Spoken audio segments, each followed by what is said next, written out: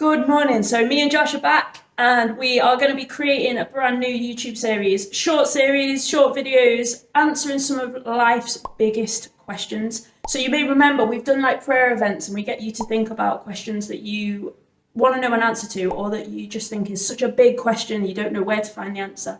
So what we're going to attempt to do, and we are going to attempt it, okay, is to answer some of those questions in a very short period of time. But obviously, if you've got any other questions that we don't cover, feel free to ask them. Ask them on our social media pages, on our Instagram page, on Facebook, or just send us a message on Teams, and we would love to have your questions as part of this series. Anyway, over to Josh.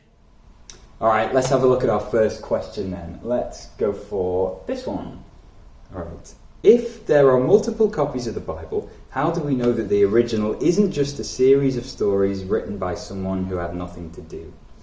So basically, how can we trust the Bible? How do we know that the things written in this book can be believed and trusted? Well, first thing is that this book wasn't written just by one person, or like a group of people around a campfire one night thinking, how can we describe God in the world? And they thought it all up. No. This book was written by around 40 different authors from a time period of around 1,500 years. Hardly any of them ever met each other, but they were all eyewitnesses to the events they talked about. And all the way through the Bible, there's one continuous storyline that doesn't contradict at any point at all. Like, if you take the Quran, it was written by one man, Muhammad, who claimed to have heard from God. If you take the Book of Mormon, that was written by one man, Joseph Smith, who claimed to have heard from God. To believe those two books, you have to go off the word of one person.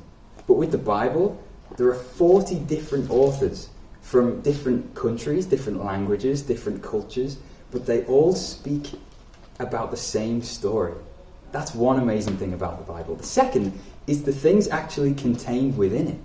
There are prophecies from thousands of years ago in the Old Testament that we see fulfilled hundreds and thousands of years later in the New Testament. Now imagine if Henry VIII, back in 1521, wrote about me and my life and our school in detail and predicted it all and prophesied it. And imagine it all came true. Wouldn't that be amazing? That is exactly what happened with the Bible.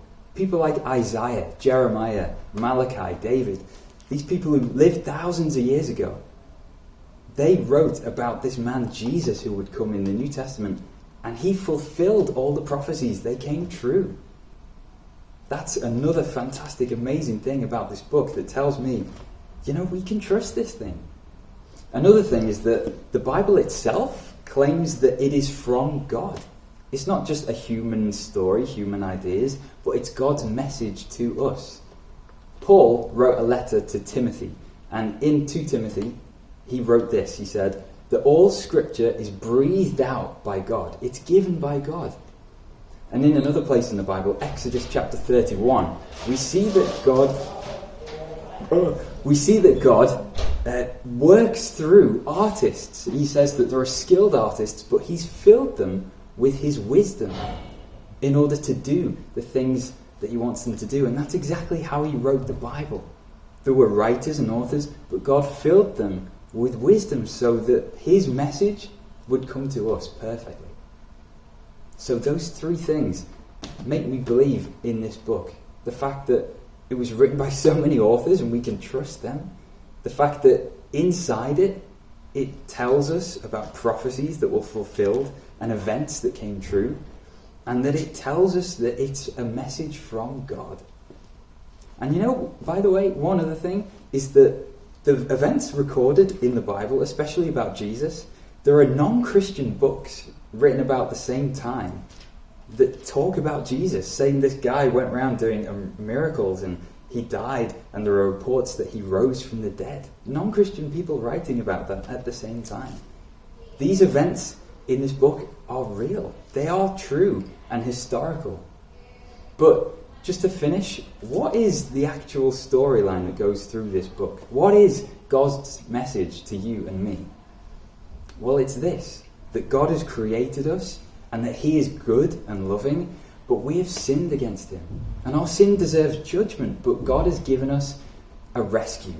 He sent Jesus to live perfectly and die the death of a sinner, so that if we trust in him, his death becomes our death. And he dies as a substitute in our place so that we have life. That is the message of this book. I'm Josh, and that is Big Questions.